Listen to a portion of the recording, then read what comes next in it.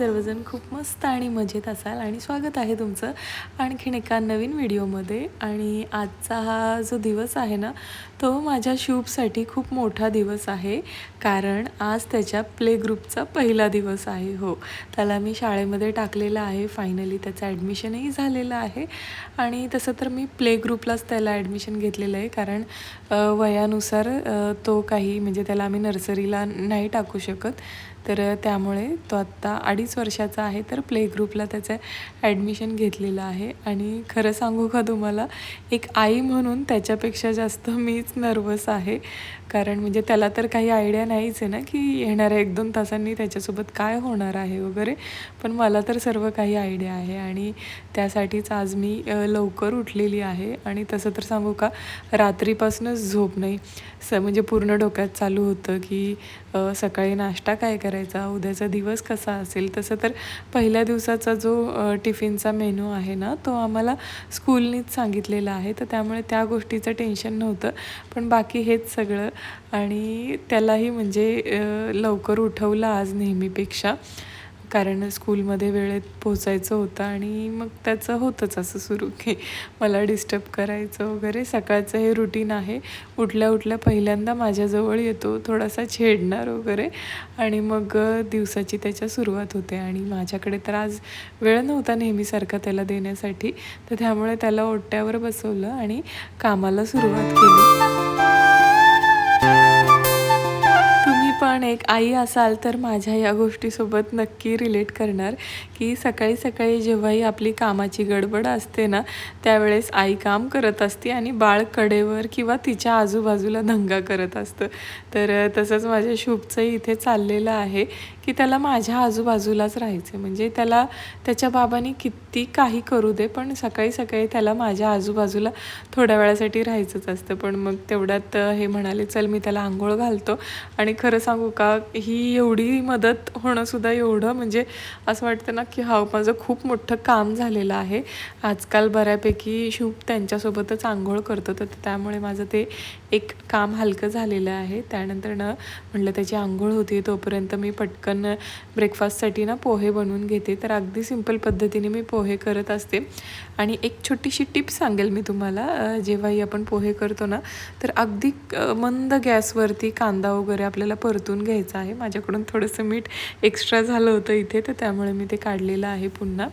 आणि हां, मी कांद्यावर होते ना, तर अगदी मंद गॅसवरती तो परतायचा आहे, कारण मोठा गॅस जर ठेवला ना, तर तो खूप फास्ट करपतो आणि मग त्याची काही अशी टेस्ट छान लागत नाही. आणि आणखीन एक सिक्रेट छोटीशी टीप आहे, जी की माझ्या दीदीची आहे, की ज्यावेळेस आपण कांदा परततो ना, त्याच्यामध्ये अगदी पाव चमचा म्हणजे पाव चमचा साधारण एक चिमूटभर वगैरे साखरेचे दाणे घालायचे आहेत. म्हणजे मी हे 3 जणांसाठी पोहे करते, तर त्याच्यानुसार सांगते. तुम्ही 6 जणांसाठी करत असाल तर ऑब्व्हियसली 2 चिमूट वगैरे टाका तुम्ही. तेवढीशीच साखर घालायची आहे. आणि एकदा तुम्ही या पद्धतीने पोहे करून पहा. अशी म्हणजे त्या एवढ्याशा साखरेमुळे माहीत नाही काय जादू होती, पण खरंच खूप छान पोहे होतात.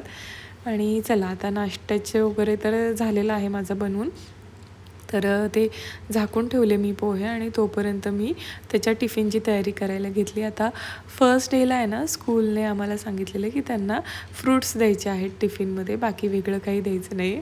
तर ज्यावेळेस असा मेसेज मी ग्रुपवर पाहिला होता ना, म्हटलं चला पहिल्याच दिवशी भलं मोठं टेन्शन माझं कमी झालेलं आहे. कारण आहे ना, खरंच सांगते, हे जे डोक्याला एवढा ताप असतो ना, की डब्याला काय द्यायचं बाबा. कारण घरामध्ये कसं आपण पटकन काही खायला देत असतो, म्हणजे भाजीपोळी असू दे वगैरे, पण डब्याला देताना हा विचार करायला लागतं, की मेन म्हणजे तो त्याच्या हाताने खाणार आहे, मग त्याला जमेल का, साईज केवढी दिली पाहिजे, पोळीचे तुकडे वगैरे, किंवा मग जे पण काही देणार आहे ना, खूप सगळ्या गोष्टींचा विचार करावा लागतो, की त्याला समजेल का, की हा पदार्थ आहे तो नेमका कशासोबत खायचा आहे वगैरे. तर त्यामुळे फर्स्ट डेचं तर टेन्शन होतं, की फ्रूट्सच द्यायचे होते. त्यांचं काय घ्यायचं आणि डायरेक्ट खायचं, एवढाच विषय. तर मी त्याच्यासाठी द्राक्ष आणले होते. आणि हे जे आहे ना, याला मेलन, येस, सन मेलन आणि आणखीन पण काहीतरी एक वेगळं नाव आहे. मी हे कायम रिलायन्समधून घेत असते. म्हणजे मागच्या वर्षी मी घेतलं होतं हे फ्रूट आणि खूप आवडलेलं तेव्हा पण. म्हणजे खूप जास्त गोड असतं हे आणि छान लागतं चवीला. तर त्यामुळे मी तेव्हापासून हे कायम घेत असते आणि बऱ्यापैकी सुपर मार्केट्समध्येच पाहिलेलं आहे फ्रूट. असं नॉर्मल फ्रूट स्टॉल किंवा भाजीच्या दुकानामध्ये वगैरे एवढं मी नाहीच पाहिलेलं हे. आणि रिलायन्समध्ये तर हे मिळतं. तर त्यामुळे ते घेतलं होतं आणि द्राक्ष पण मी मिठाच्या पाण्यामध्ये भिजत घातले होते धुण्यासाठी.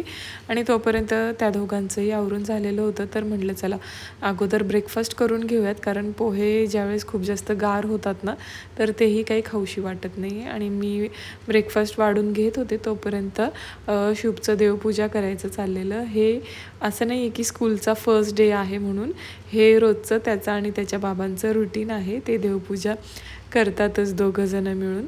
आणि मग छानपैकी नाश्ता करून घेतला. पोहे हे म्हणजे शुभचा एकदम फेवरेट ब्रेकफास्ट आहे. तसं कधी-कधी म्हणजे इतकं आवडीने खातो आणि कधी-कधी अजिबातच खात नाही. लेकरांचं कधी काय चेंज होईल ना आपण सांगू शकत नाही. पण आज स्कूलचा फर्स्ट डे आहे आणि त्याने खरंच सांगते अजिबात दमवलं नाही. एकदम व्यवस्थित नाश्ता करून घेतला.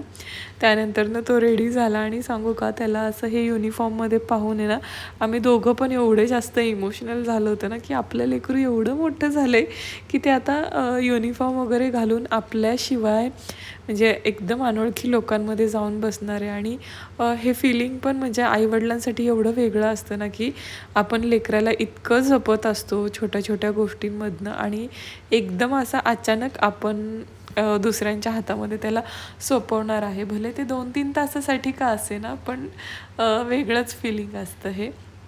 आणि मी शुभला डे केअरला पण सोडत होते साधारण मागच्या एक वर्षभरापासून. म्हणजे 3 महिन्यात सोडलं होतं मी त्याला डे केअरला. मी ज्यावेळेस नांदेड सिटीला राहत होते ना त्यावेळेस. पण त्या गोष्टीचा फायदा मला आज इतका समजला आहे ना. म्हणजे माझ्या दीदीने मला सजेस्ट केलं होतं की तू त्याला डे केअरला सोड म्हणून, कारण स्कूलला टाकल्यानंतरनं त्याचा फायदा होईल. आणि आज मला समजते तो डिसिजन किती योग्य होता, कारण एवढी बाकीची लेकरं रडत होती. शुभ अजिबात रडला नाही. म्हणजे सुरुवातीला तर तो नाहीच रडला, पण नंतरनं बाकीच्या मुलांना आहे ना रडताना पाहून तो थोडा इमोशनल झाला होता. पण झाला नंतरनं शांत. मग म्हटलं चला तो शांत बसलाय तर मग आम्हीही तिथून निघालो. आणि घरी आल्यानंतरनं म्हटलं स्वयंपाक करून घ्यावा, कारण डब्याला त्याला फक्त फ्रूट्सच दिलेले होते. तर म्हटलं जोपर्यंत तो स्कूलमध्ये आहे पटकन स्वयंपाक करून घ्यावा. आणि तो मी घेतला करून. आणि ज्यावेळेस घ्यायला गेले ना तो इतका फ्रेश मूडमध्ये होता ना, तर त्यामुळे मनाला माझ्या एवढं समाधान वाटलं ना की चला, जरी मी तिथून निघताना तो तोंड पाडून बसला होता की हे कुठं येऊन मी बसलोय वगैरे. म्हणजे खरंच लेकरं काय विचार करत असतील ना यावेळेस. पण ठीक आहे, म्हणजे चांगलं वाटलं की तो हॅप्पी होता. ॲट द एंड तेच जास्त इम्पॉर्टंट आहे. आणि स्कूलमध्ये सुद्धा त्यांचे असे ना हँडचे प्रिंट्स घेतले होते आणि त्यांना छान एक फर्स्ट डेचं आहे ना ग्रीटिंग दिलं होतं. आणि प्लस हे जे त्याच्या हातात घड्याळ दिसतंय ना, तर त्यांच्या टीचर्सनीच हे दिलं होतं. आपले कॉफीचे वगैरे जे कप असतात ना, चहाचे पेपर कप, त्याच्यापासून त्यांनी ते DIY बनवलेलं. आणि मला खूप थॉटफुल वाटलं की मुलांना पण मग कौतुक वाटतं ना. आणि म्हटलं त्याची ही जी मेमरी आहे फर्स्ट डेची स्कूलची ती छानपैकी जपून ठेवावं. तर आत्ता काही दिवस तरी मी असं कबडवरती लावून ठेवते आहे. नंतरनं मग मी एखादा असा बॉक्स करेल की त्याच्या ज्या काही स्पेशल गोष्टी आहेत ना त्या जपून ठेवण्यासाठी. ऑफकोर्स मी सगळ्या तर नाहीच ठेवू शकत, पण ज्या काही फर्स्ट असेल की आता त्याचं हे फर्स्ट स्कूलमधलं ग्रीटिंग आहे आणि जे काही त्याला गिफ्ट मिळालेलं, तर ते छानपैकी असं मी सजवलेलं आहे. चला तर मग आजचा हा व्हिडिओ मी इथेच एंड करते. मशरूमची भाजी करायची आहे मला. आय होप तुम्हाला हा व्हिडिओ आवडला असेल तर नक्की लाईक, शेअर आणि कमेंट करा. भेटूयात